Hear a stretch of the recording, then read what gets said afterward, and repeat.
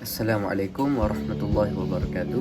Hari ini saya akan menerangkan tentang analisis saya terhadap karangan tahun 6 bertemakan biasakan yang betul, betulkan yang biasa. Baiklah, berdasarkan karangan ini, kesalahan yang telah dilakukan oleh pelajar tersebut adalah dari segi kesalahan ejaan. Yang pertama adalah telan, yang perlu ditukarkan kepada telah. Yang kedua adalah udin. Udin merupakan kata nama dan kata nama haruslah dimulakan dengan huruf besar. Yang ketiga adalah umur. Perkataan umur yang berada di permulaan ayat haruslah bermula dengan huruf besar. Yang seterusnya adalah celatan, iaitu kesalahan ejaan yang perlu ditukarkan kepada celoteh. Seterusnya adalah penggunaan perkataan ialah. Ialah haruslah hadir di hadapan kata nama. Jadi harus dibetulkan kepada penggunaan istilah adalah. Seterusnya kesalahan ejaan bungan yang perlu dibuang n, iaitu menjadi bunga.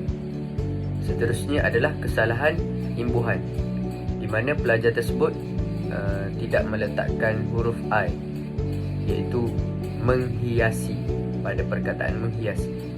Hal ini akan menjadikan ayat lebih gramatis dan tepat. Seterusnya adalah penggunaan kata nama khas. Bagi nama bunga haruslah permulaan hurufnya dimulakan dengan huruf besar, seperti yang digunakan oleh pelajar tersebut. Kesemuanya adalah huruf kecil, jadi kesemuanya haruslah ditukarkan menjadi huruf besar pada permulaan perkataannya, seperti mawar, matahari, orkid dan kekwa.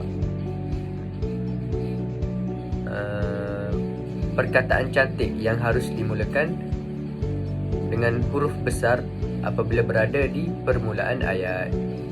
Seterusnya, perkataan mendengar harus ditukar kepada mendengar.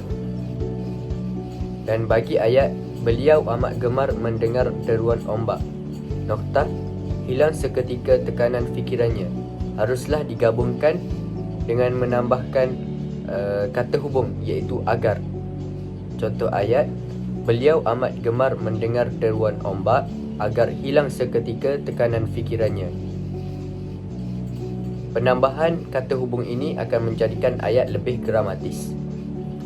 Baiklah, kita beralih ke karangan seterusnya, iaitu berkelah di Teluk Kemang. Kesalahan pertama yang dilakukan oleh pelajar tersebut adalah pada perkataan hari, dan ianya harus ditukar kepada huruf kecil, hari. Seterusnya, pada perengang kedua ayat pertama, apabila kami tiba, ayah membawa kami tempat yang teduh. Jadi pelajar tersebut haruslah menambahkan kata sendi nama, iaitu ke, untuk menjadikan ayat tersebut gramatis. Contoh ayat yang tepat, apabila kami tiba, ayah membawa kami ke tempat yang teduh. Pada masa yang sama, kesalahan ejaan yang dilakukan oleh pelajar tersebut adalah tepat, harus ditukar kepada tempat.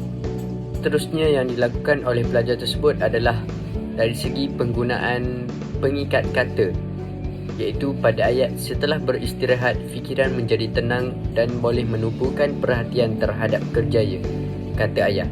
Jadi pengikat kata haruslah bermula pada perkataan setelah, iaitu di permulaan ayat, dan berakhir pada perkataan kerjaya, bukannya selepas perkataan ayah. Dan juga pada perkataan setelah tersebut haruslah dimulakan dengan huruf besar.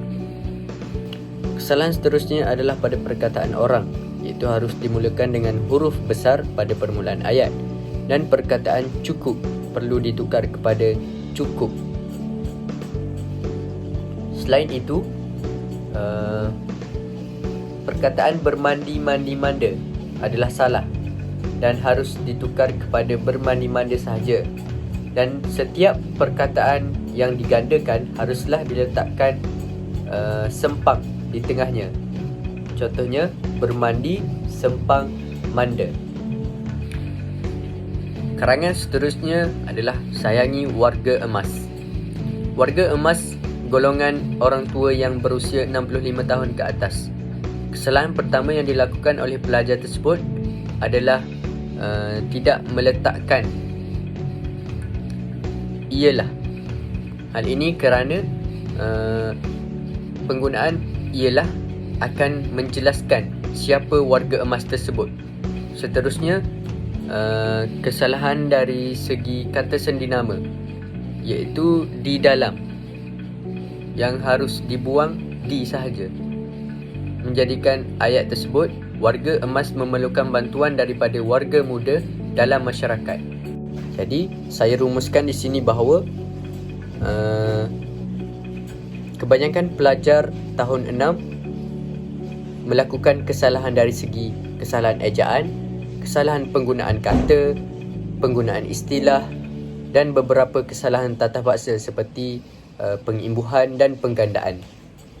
Sekadar itu sahaja daripada saya. Sekian, terima kasih.